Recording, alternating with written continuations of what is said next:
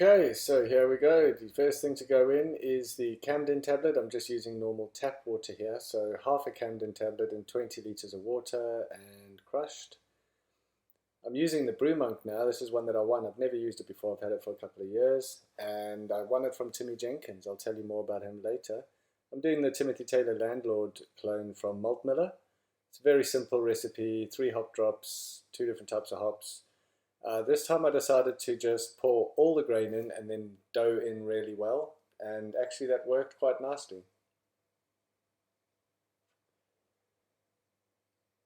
I usually try and dough in just a small amount each time, but I thought, let's give it a go. Let's chuck it all in, see what we get. And I got some massive dough balls, I'll be honest, but that's what the doughing in process is there for. So I spent quite a bit of time doughing in. Must have been about probably 10 minutes. You'll see it coming up here, but it's in like 20 times speed because, or else you'll be here till tomorrow. Notice I'm standing on a little chair. Yeah, it's one of those little stool things you can get on Amazon. I broke it today, so I'm going to have to get another one. Maybe it's the lockdown weight. I don't know. But now that I'm finishing the mashing process, the doughing in, I will show you the grain consistencies because it's just 4.5 kilos of grain. That's 20 liters of water. Then you subtract the 5 or 6 liters underneath that isn't in the grain basket itself, and that's about a 3 to 1, 3 liters to the kilo of grain consistency, which is very nice. So time to start the recirc. First, we check how much we got. So that's 24 liters, I think it said there. Yeah, 24 liters. Nice to have that sight glass on the side. That top piece there feels like it just could come off. It moves quite easily, but it's solid so far. It didn't come off during the brew day. I couldn't use that top because I was using a different malt pipe, sorry, a different overflow pipe. So I used my old one from the Hopcat, and we're doughed in.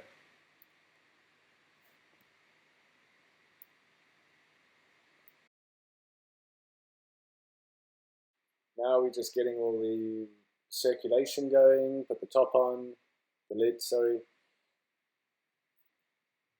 Get it all set nicely, and I'll probably give you a little peek in there. Have a little look in there. Pump on. How much have we got going? Too much. So I don't like it to start that fast. I prefer to start really slow and get a little bit of movement through the grain bed. If you start too fast, you can potentially ruin it. There I've gone 400 watts, and that's because I don't want scorching or anything. So that was just showing the temperature. Now we take the pH, take a reading. And it's about between 5 and 5.4, probably closer to 5, and that's fine with me, as indicated by the thumbs up. Good mash temperature there. And now you can see, as time has gone by, I've slowly sped it up. Pint of milk to celebrate. And there I got the Hopcat out. So the Hopcat's my HLT for today. I'm just bringing the water in here just until it stops flowing through, and then I'll pull the malt pipe out a bit. There it goes, and then I'll continue to sparge. I must say the feet on the side feet, the sort of grips on the Brew Monk are far better than the Hopcat because of their shape. You can clean around them really easily, and it's hard to miss the edges when you're trying to get them to meet up.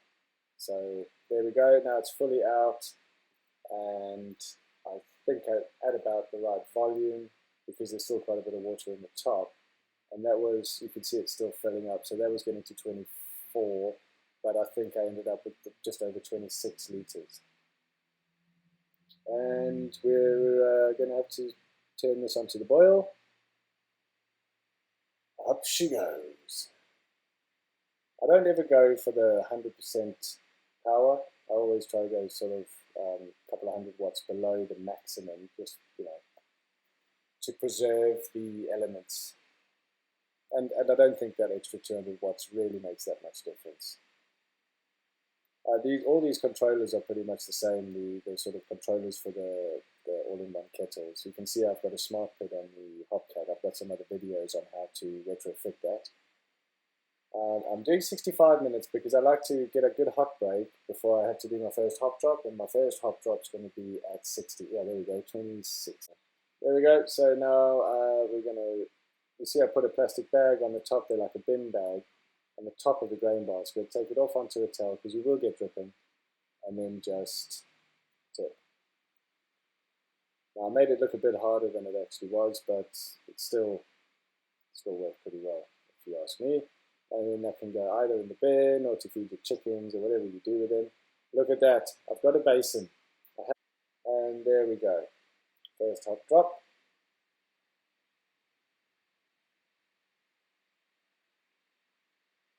Here you go.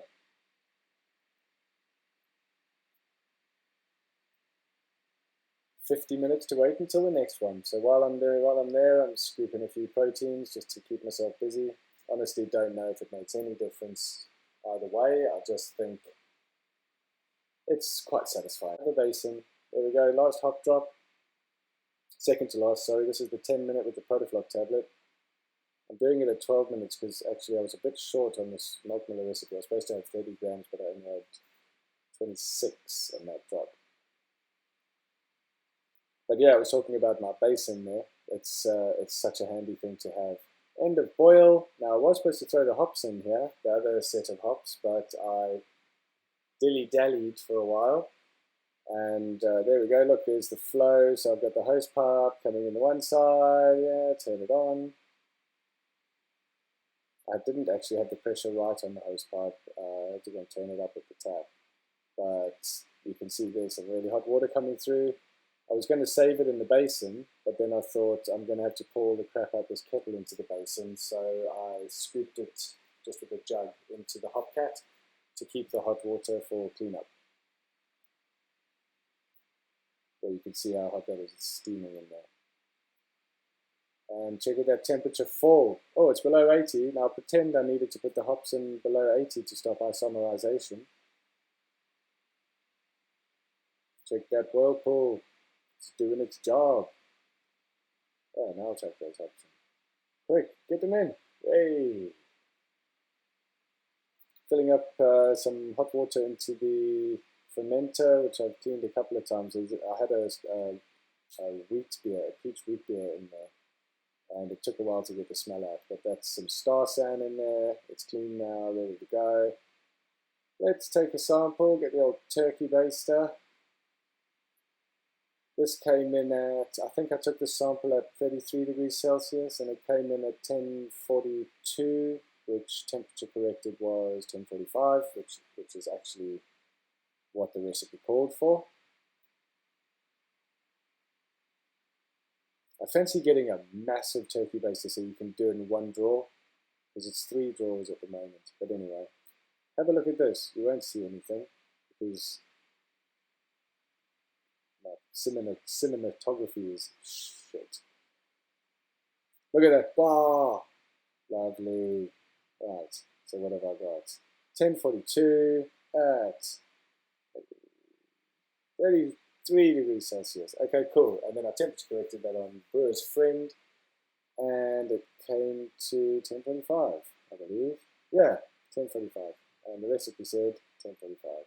If it was focused, you would know that. Everything's good. Okay, look at that star san snake coming out of the fermenter. Everyone likes a star san snake. Now we're down to 23.4, so there's only about 5 minutes left of recirculation, so I'm turning the pump off to stop the whirlpool action. I just want that all to settle down. Now, yeah, okay, so I've got some yeast nutrient going in now. A couple of spoons, I'll just chuck it straight in the fermenter, to be honest. Easy enough. And let's get going.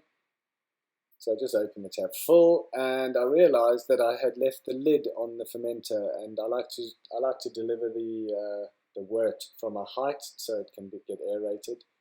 So to put you down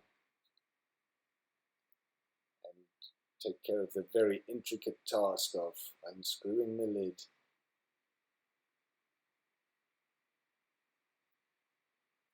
Second time I managed to get everything flowing nicely.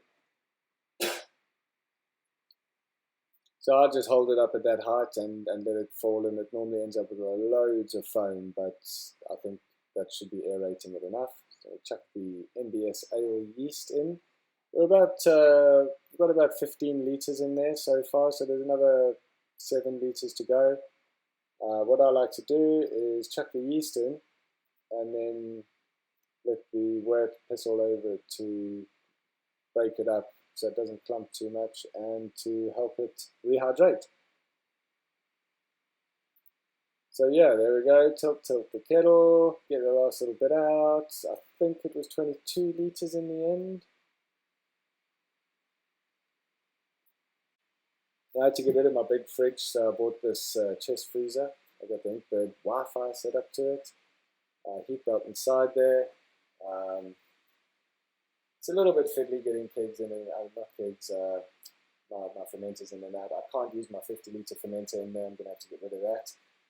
But I'm tempted to start fermenting in kegs because I've got a couple of spare kegs, and I'm thinking use kegs and pressure ferment inside the kegs. So that's something I'm considering. I have got a spunding valve already, but I've only got one, and I thought if I've got 2 or 3 kegs going. Oh, there's my Plato. I also won this from Timmy Jenkins. Let me tell you a little bit about him.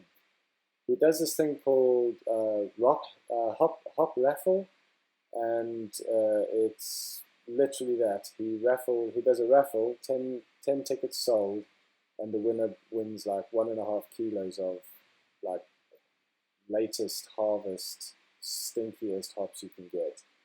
I've used his hops for a few years, and he's really good. But he does every now and again. He'll do equipment. So I won the Brew Monk and the Wort Chiller and this Plato Airlock, which I've used. This is the second time I'm using it. I used it for that peach wheat beer the other day, but I hadn't used that either because I didn't have Wi-Fi out there and I couldn't be bothered.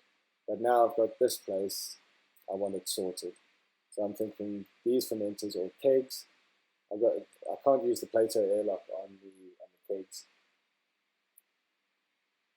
but I think pressure fermenting is a different story anyway. So you see, I warmed up there's a star sand jar in there with just a bit of star sand, but I warmed it up so because it was in there at 1 degree Celsius, and I didn't want the chest freezer to turn